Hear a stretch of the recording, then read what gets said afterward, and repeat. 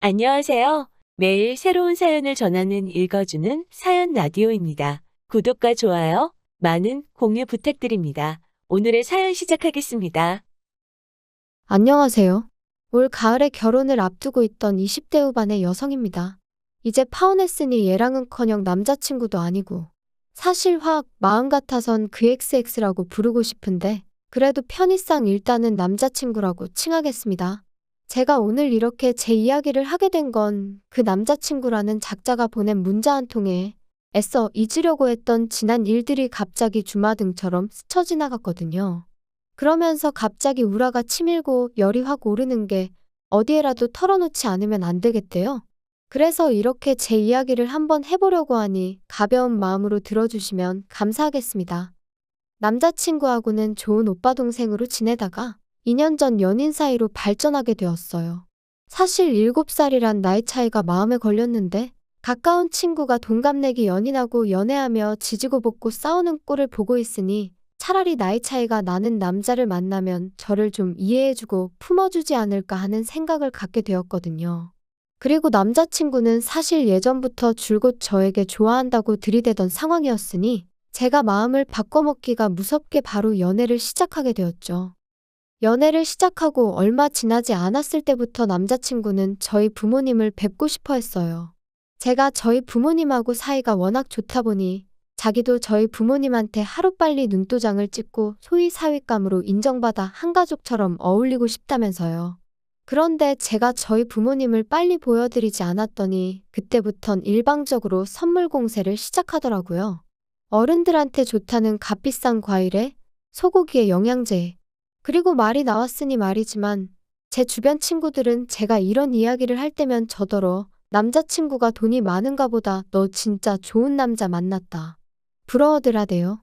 그리고 그 부러워하는 친구들만 놓고 말하자면 저도 뭐랄까 남들이 저를 부러워하니 그 기분이 나쁘지는 않았죠. 하지만 한편으론 솔직히 배부른 소리처럼 들릴지도 모르겠지만 그 선물들이 얼마나 부담스러웠는지 몰라요. 저는 그때만 하더라도 결혼에 대한 확신도 없었고 선물이라는 게 어떻게 일방적으로 받고만 있을 수는 없잖아요? 오는 게 있으니 가는 것도 있어야 하니까요. 그래서 몇 번은 저희 부모님도 받은 만큼 돌려보내시긴 했는데 사실 남자친구 쪽이랑 저희 쪽이랑 비교를 하자면 남자친구 쪽은 훨씬 경제적으로 여유가 있었거든요. 듣자 하니 아버님이 일찍이 사고로 돌아가시면서 보험금이 많이 나왔대요. 그리고 그 보험금으로 어머님이 전통찻집 겸 주점을 하셨는데 그게 소위 대박이 났다고요. 하지만 저희 쪽은 지극히 평범했어요. 공직 생활을 하시는 아버지와 전업주부이신 어머니. 남한테 아쉬운 소리를 해가며 사는 건 아니었지만 그렇다고 백화점을 내 집 드나들듯 할 것도 아니었지요. 그래서 남자친구한테 선물 같은 건 보내지 말라고 했어요. 그랬더니 얼마나 서운해하던지. 그리고 그 일로 저희 부모님이 마음이 좀 그러셨나 봐요. 하루는 식사라도 한번 같이 하게 집으로 부르라고 하셨거든요. 그래서 남자친구에게 그 이야기를 하니 너무 좋아하는 거예요. 저희 부모님한테 이참에 점수도 따고 눈도장 한번 제대로 찍어놔야겠다면서요. 그리고는 그 이야기가 나오고 한 달쯤 지나 마침 아버지 생신이기도 해서 남자친구를 불렀습니다. 평소에도 아버지 생신 때는 어머니가 신경을 많이 쓰시는데 이번엔 제 남자친구도 온다 하니 어머니가 특히나 신경을 쓰셨더라고요. 아버지도 상다리가 버티고 있는 게 용하다며 농담을 하실 정도로 말이죠. 그리고 그날의 만남을 계기로 남자친구는 종종 저희 집에 오기 시작했습니다. 저나 저희 부모님이 불러서가 아니라 어떻게 알았는지 자기가 저희 아버지한테 먼저 연락을 해서는 장인어른 해가며 목욕탕에 가자, 낚시하러 가자. 그리고 그런 남자친구를 저희 아버지께선 참아내치지는 못하시는 눈치셨어요. 사실 저희 아버지가 언젠가부터 가끔 아들이 있었음 좋았겠다 그런 말씀을 하셨거든요. 딸은 엄마랑 같이 쇼핑도 다니고 미용실도 다니고 친구처럼 지내는데 당신은 그렇게 할 사람이 없어서 서운하다 하시면서 말이죠. 뭐 딸하고도 할 수 있는 거 아니냐 하는 사람들도 있겠지만 저는 아버지의 취미생활인 등산이나 바둑 같은 데는 영 흥미가 없기도 했고 자식 입장에서도 어머니랑 하는 일이라고 아버지랑도 다 할 수 있는 것도 아니잖아요? 그래서 먼저 나서서 아버지한테 살갑게 굴어주는 남자친구한테 고맙더라고요. 그런데 그렇게 한 두어 달쯤 지났을 땐가 아버지가 말씀하시길 결혼하면 네가 고생 좀 하겠다 그러시는 거예요. 그래서 왜요? 하니까 같이 다녀보니까 사람이 의욕은 넘치는데 뭘 하나 딱 부러지게 못한다고요. 눈치가 없는 건지 아니면 집에서 오냐오냐 자란 건지. 그리고 아버지가 그렇게만 말씀하셨는데 솔직히 무슨 말씀을 하시는 건지 딱 알겠더라고요. 예를 들면 식당에 가잖아요. 그럼 자기가 뭐가 필요하면 사람을 불러서 말을 하면 되는데 그런 걸 못하고 두리번 저쪽에서 먼저 눈치만 채주길 기다리는 타입이에요. 그리고 이건 제 오해일 수도 있지만 몸을 엄청 사려요. 언젠가 한 번은 길을 걸어가는데 앞서가던 폐지 줍는 할머니께서 넘어지셨거든요. 그래서 얼른 쫓아가서 같이 주워드리려는데 남자친구가 하지 말라면서 옷에 뭐 묻는다고 그러는데 그땐 좀 정이 떨어지대요. 그런데 나중에 말하길 내리막길인데다가 제가 구두를 신고 있어서 걱정돼서 잡은 거라길래 내가 너무 나쁘게만 생각을 하나 싶어서 더는 말을 안 했죠. 그런데 저희 아버지랑 있으면서도 얼마나 한심하게 행동을 했길래 아버지가 저런 말씀을 다 하시나 싶은 게 차마 남자친구 편을 못 들겠더라니까요. 그래서 그냥 아버지한테 연락 온다고 너무 다 받아주지 마시고 적당히 거리를 두셔도 된다고 했어요. 남자친구한테도 제가 잘 말하겠다면서요. 한편 그렇게 남자친구가 저희 부모님이랑 어느 정도 어색함을 덜어냈을 무렵 남자친구가 저더러 어머님을 한번 만나 뵙지 않겠냐고 물었습니다. 어머님이 도대체 어떤 여자길래 당신 아들이 이렇게 정신을 못 차리냐면서 저를 너무 궁금해 하신다고요.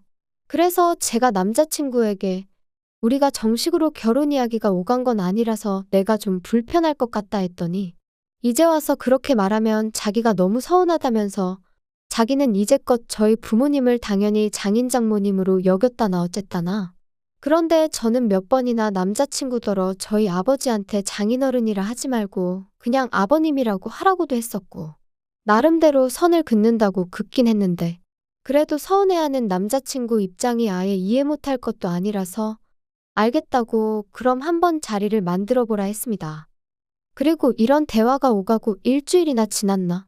전날 늦게까지 회사에서 야근을 한 탓에 데이트고 뭐고 그냥 집에서 늘어지게 잠이나 잤으면 싶더라고요. 그래서 남자친구에게 오늘 말고 내일 만나면 안 되겠냐고 연락을 해볼까 하려던 찰나였는데 핸드폰을 집어들기가 무섭게 남자친구에게서 전화가 걸려왔습니다.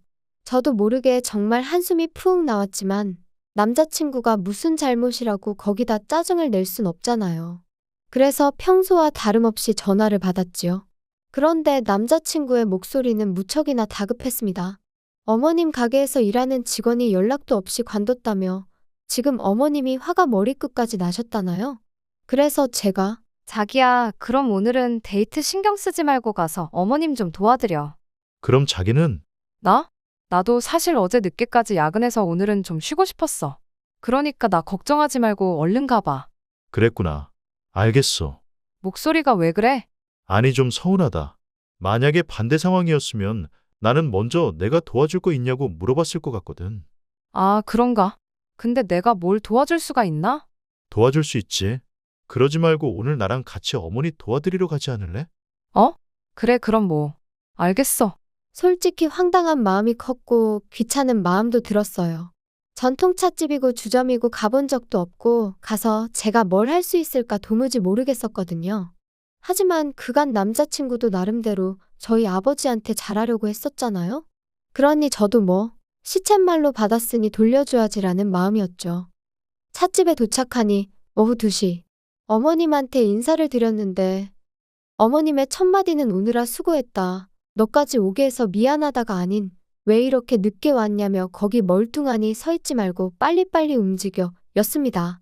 그리고는 던지듯이 저한테 앞치마 하나를 주셨는데 제가 평소에 아는 앞치마랑은 또 디자인이 달라서 이걸 어떻게 입나 하고 잠깐 헤매고 있었거든요.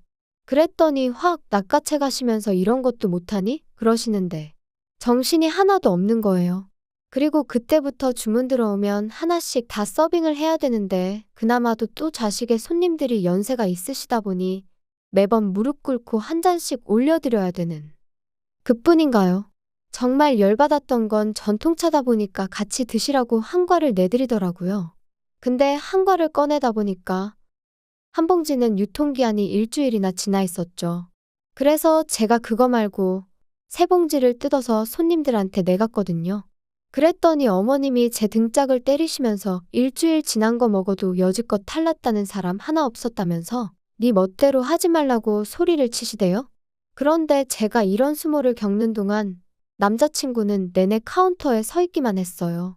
어머님이 카운터는 믿을 만한 사람이 있어야 할 거 아니냐며 남자친구더러 서 있으라 하긴 했지만 제 생각엔 그래도 남자친구가 요령껏 일을 도와줄 수도 있는 거고 막말로 제가 물 한 모금 못 마시고 이리저리 불려다니는 걸 봤으면 어머님한테 가서 너무 그러지 마시라고 한마디 정도는 해줄 수 있는 거 아닌가요? 그런데 그런 말도 하나 없이 카운터에 서서 핸드폰 하다가 돈 받고 그러는데 너무 얄미워 죽겠더라니까요. 그래도 어찌저찌 장사는 했고 그날은 다행히 주점은 쉰다고 해서 8시쯤 가게에서 나왔어요. 점심도 대충 먹고 나왔던지라 저녁을 먹으러 갔는데 너무 허기가 지더라고요. 그런데 어머님이 제 의사와는 상관없이 짜장면 세 그릇을 시키셨지요. 좀 황당했지만 일단 뭐 짜장면이라도 빨리 먹고 싶은 생각밖에 없었습니다. 그래서 열심히 먹고 있으니 어머님 말씀이 너는 피죽도 못 얻어먹고 다닌 것처럼 생겨서는 먹는 건 어지간히 먹는구나. 네? 너같이만 먹으면 부엌 살림 거덜나는 건 시간 문제겠다. 순간 말 그대로 입맛이 뚝 떨어지는 게. 그래서 바로 젓가락 내려놓고 더는 안 먹었어요. 그랬더니 어머님이 너는 내가 웃자고 농담 좀 한 걸 가지고 어른 앞에서 그렇게 기분 나쁜 티를 내냐? 어디 가서 그러면 가정교육도 못 받았다고 욕먹어. 순간 울컥하는데 주변에 사람들도 많고 그래서 아무 말도 안 하고 네 한마디만 했습니다. 그런데 그게 끝이 아니었어요. 어느덧 어머님하고 남자친구도 식사가 끝나서 자리에서 일어나 식당 밖으로 나왔는데 어머님이 그래 내일은 1시까지 와라 그러시곤 뒤도 안 돌아보고 먼저 가시더라고요. 어이가 없어서 남자친구한테 방금 어머님이 하신 말씀이 무슨 소리냐고 나 내일은 못 간다 했습니다. 그랬더니 남자친구가 그럼 곤란하다면서 어머님이 제가 일을 싹싹하니 너무 잘한다고 마음에 들어 하셨다나요? 그러면서 하루 더 나와서 어머님한테 눈도장 좀 제대로 찍어봐 하는데 기도 안 찬다는 게 이런 건가 싶었죠. 그리고 이튿날, 전날 말 그대로 생고생을 한 덕분에 자고 일어났는데도 정말 온몸이 천근만근이었어요. 게다가 어찌나 피곤했는지 핸드폰을 보니까 어느덧 2시더라고요. 부모님은 도대체 뭘 했길래 이렇게 맥을 못 추냐 하시고 그런데 그때 남자친구에게 전화가 걸려왔습니다. 그래서 받으니 대뜸 아니, 왜 이렇게 전화를 안 받아? 내가 지금 몇 번째 전화한 건 줄 알아? 전화했었어? 미안, 자느라 몰랐어. 왜? 너 오늘 어머니가 1시까지 오라고 한 거 기억 안 나? 뭐? 어제 못 간다고 했잖아. 참나, 야, 내가 와서 눈도장 좀 찍으라고 했지. 그런데 이러면 어떡해? 어머니 진짜 화나셨거든. 아니, 오빠가 도와드리면 되잖아. 나 피곤하니까 그만 얘기해. 야, 그러지 말고 빨리 튀어와서 죄송하다고 사과드리라니까.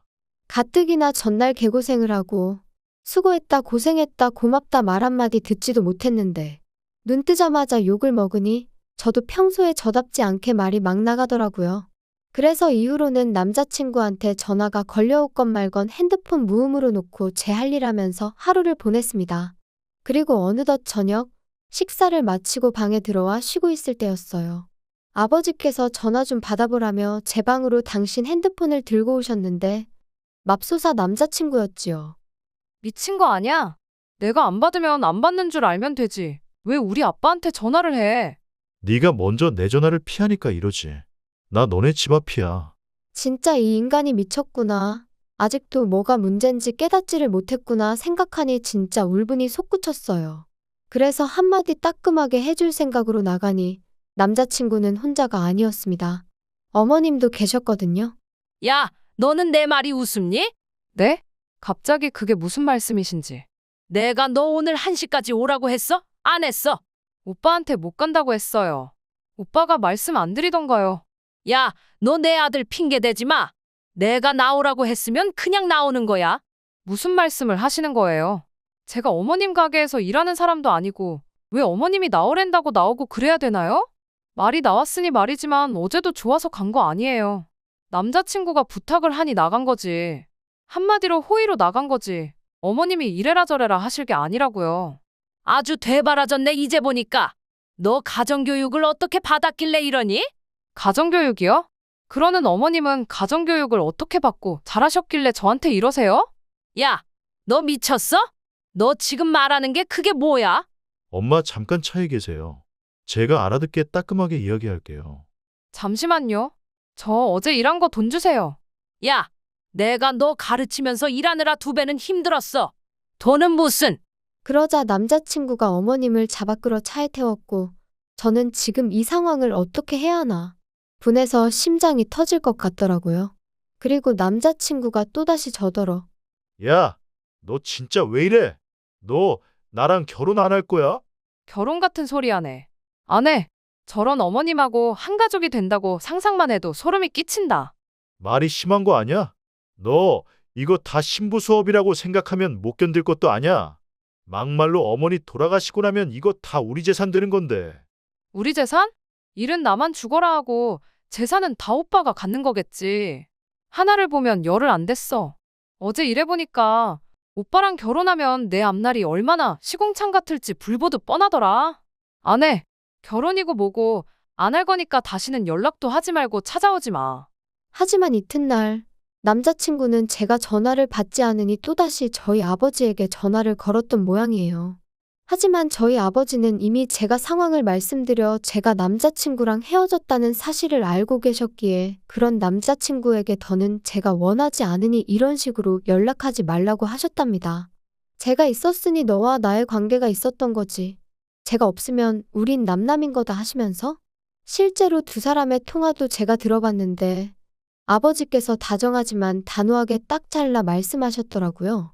그런데 남자친구는 자기가 아버지가 안 계시니 저희 아버지를 아버지라 생각했다는 둥 어쨌다는 둥 하면서 한마디로 저희 아버지한테 원망을 쏟아냈대요. 그리고 저는 그게 너무 불쾌하고 화가 났어요. 그래서 남자친구에게 다시 전화하니 기껏 한다는 말이 역시 너는 착해. 난 네가 다시 연락할 줄 알았어. 웃기시네. 내가 전화한 건 더는 우리 아버지한테 연락하지 말라고 그 얘기하려고 한 거야. 야, 너 진짜 이렇게 나올래? 어머니가 표현이 서툴러서 그렇지. 너 되게 마음에 들어 하셨다니까. 내가 알 바 아니거든? 너 진짜? 내가 이런 말까진 안 하려고 했는데 왜 이렇게 계산을 못하냐? 막말로 너 그렇게 월급쟁이로 살아서 네 아버지처럼밖에 못 살아. 솔직히 사람이 돈이 있어야지. 니네 아버지 어디 가서 돈 아껴 쓰고 그러는 거 보면 내가 다 속이 터지더라. 저는 남자친구의 빈정거림과 비아냥 그리고 괜히 저 때문에 저희 아버지가 모욕을 당했다는 그 사실을 더는 참을 수가 없었어요. 제가 지금 남자친구와의 대화를 무척이나 간결하게 순화를 해서 그렇지. 막말로 재벌도 아니고 그렇다고 지가 얼마나 능력이 있는 것도 아니면서. 그래서 저는 고민 끝에 남자친구 어머님의 가게를 신고했습니다. 제가 비록 하루였지만 위생 상태니 뭐니 제 눈으로 다 봤잖아요. 그래서 식품위생과에 민원을 넣었죠. 그리고 얼마 전에 소식을 들으니 영업정지당하고 벌금도 내게 생겼다대요. 어떻게 마무리를 해야 하나 싶은데 솔직히 저희 부모님한테 미주알고주알 싹 다 말씀드리진 못했어요. 솔직히 딸이 남의 가게에서 등짝까지 얻어맞은 걸 아시면 저희 부모님이 아무리 점잖으신 분들이라도 가만히 계시지 않을 것 같았거든요. 그리고 속은 또 얼마나 상하실까 싶어서. 아무튼 이번 일로 제가 사람 보는 눈이 참으로 형편없었구나 싶기도 하고 한편으론 차라리 일찍이 남자친구 어머님을 만나뵐 거라는 후회도 됩니다. 그러면 제 청춘을 이렇게 허무하게 날릴 일도 없었을 테니까요. 그래도 마음 한켠으론 결혼 전에 알았으니 얼마나 다행인가 싶기도 해요. 부잣집 사모님 자리 놓친 게 아깝지 않냐는 친구한테 나는 이번 기회에 진짜 부자가 뭔지 다시 생각해보게 되었다고. 아무리 돈이 중요한 세상이라지만 내 자리는 내가 만드는 거라고. 제대로 된 대접도 못 받는 집구석에서 그깟 돈 몇 푼 쓰고 사는 게 무슨 위로가 됐을까 싶다 그랬네요. 아무튼 돈이 다가 아닙니다. 저는 나름대로 시행착오를 겪고 나서야 알게 되었지만 여러분은 그런 시간 낭비 없이 여러분을 여러분답게 존중받는 그런 삶을 사셨으면 좋겠네요. 긴 이야기 들어주셔서 감사합니다. 오늘의 사연은 여기까지입니다. 구독과 좋아요, 알람 설정해주시면 앞으로 더 좋은 사연으로 찾아오겠습니다. 감사합니다.